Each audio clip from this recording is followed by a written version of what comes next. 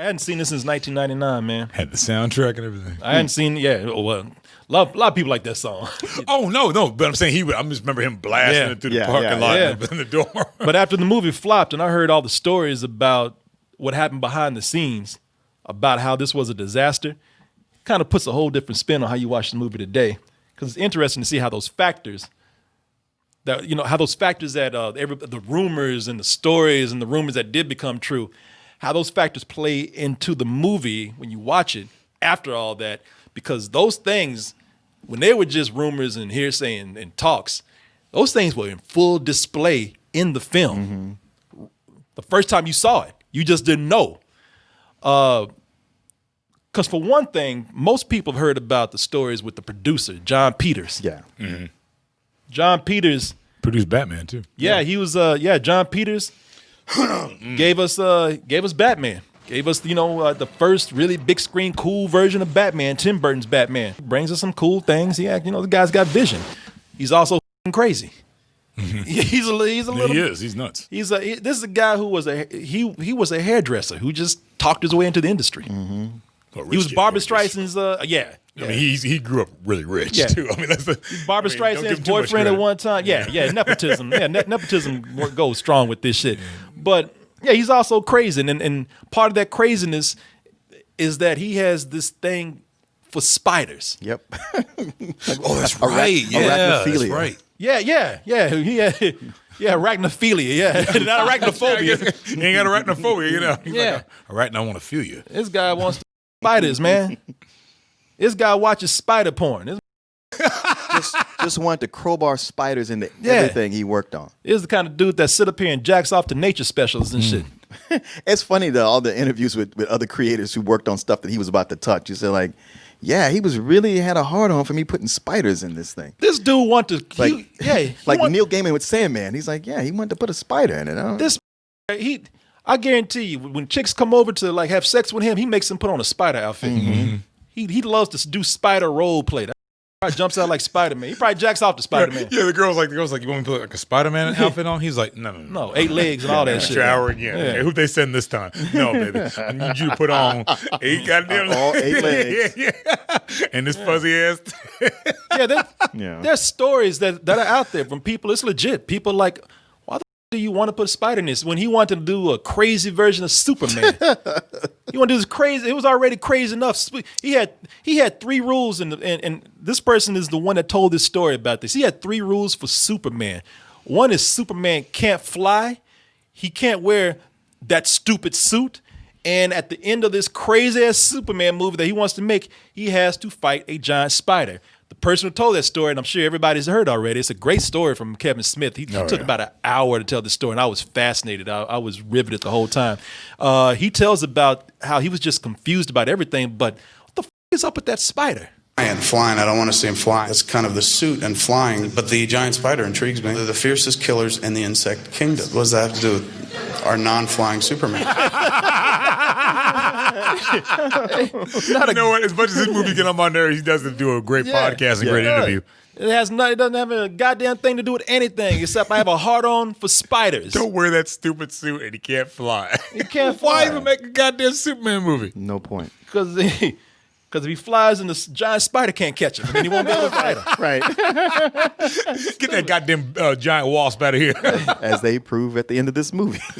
Yeah, it's stupid. So watching this, when you hear those stories, man, it takes on a whole different context watching this movie. Oh, it does, totally. Yeah. Because you think that's just his logo. Mm-hmm. No, because they don't explain it. They don't. But everything has a spider. Yeah. Watching this, his obsession, John Peters, his obsession with spiders is everywhere in this.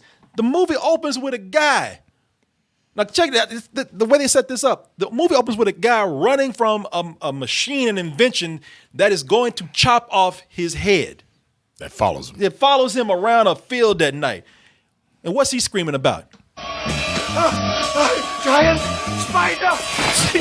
Brother, giant spider's the last of your problem right now. Right. You know what gets me? I laughed at this in the theater when I saw it in the movie theater. Giant spider running all slow, and that buzzsaw goes flying through the thing. It's like that mother was not running fast enough to outrun No. But it's just so like right there. Hey, this is the goddamn. This is one of the writers running from the producers right here. From John Peters. Trying to tell people. Yeah. he's making us put spiders in this movie. He's talking about this spider. Shut everything down. Once my boy's head does get chopped off, what does the blade got on it? Yep. Got a spider blade on it right there. As the credits go along, and you know what? I like these credits because they're trying to stay true to the original. So I thought, okay, this will be kind of cool. Yeah, the music was cool too. Yeah, it's kind of weird that spider webs keep popping up in the credits. If you look at it, you know, it's like, all right, I don't know what these cobwebs keep coming up here for, but I guess the guy's got a spider thing. Yeah, the shit ends up at one point looking like the opening credits for Spider-Man. Mm-hmm. Oh, wow. The spider stuff has nothing to do with anything. I mean, they just come out of places randomly. A racist robotic that wants to bring the South back again because the Confederacy lost. He's mad. But that's cool enough. What do these goddamn spiders have to do with anything? Not a goddamn thing. Not a thing. He just sends people shit that doesn't even make sense how it even works. He just sends people spider cakes. Where these spiders come from, man? Yeah. And where were they? And how did he know to say careful? Were they living in the cake house? You know? And what are they gonna do? What are they doing? This is so stupid. It's like there was knockout gas. I mean, once he lifted the lid, the gas came out. Yeah. The spiders woke up. Spiders came out on cue. Shit, at this point, the motherfucker should have popped out the cake with hats and canes and saying happy birthday. That made no sense at all. When he talks about going back to his hideout, where's his hideout? Aside from a lack of wheelchair access, I find it the most comfortable way to pass the long miles from here to my laboratory in Spider Canyon. God damn, get it. Yeah. All right, you like spiders. This whole thing with this spider motif is going to come into play, but when it gets to like other characters and they got to around with spiders too, you got a mental problem. There's a very large spider on your hand. He's just trying to get warm. I lived out here as a boy. I was raised by the nobody want to hear this serious for real, shit. for real. I'll man. let that play for a reason. He's giving some backstory about how he was a slave boy that ran away, and it's like, man, in this shit's 30 so, seconds. Yeah, 30. Yeah, like ain't no emotion in this movie at all. This shit don't mean shit. After he gets through telling this deep ass story, then go back to doing some dumb shit. Hey, take a look at this. That's a desert wasp, one of the world's greatest hunters. I'm like, damn, I thought that was your friend. I know, right? You ain't gonna help He's just trying to get warm.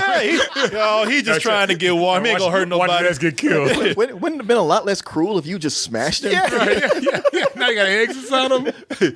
He just trying to get warm. Now you're gonna watch his ass die. I was like, Jesus. You know what? I know not all these effects look good.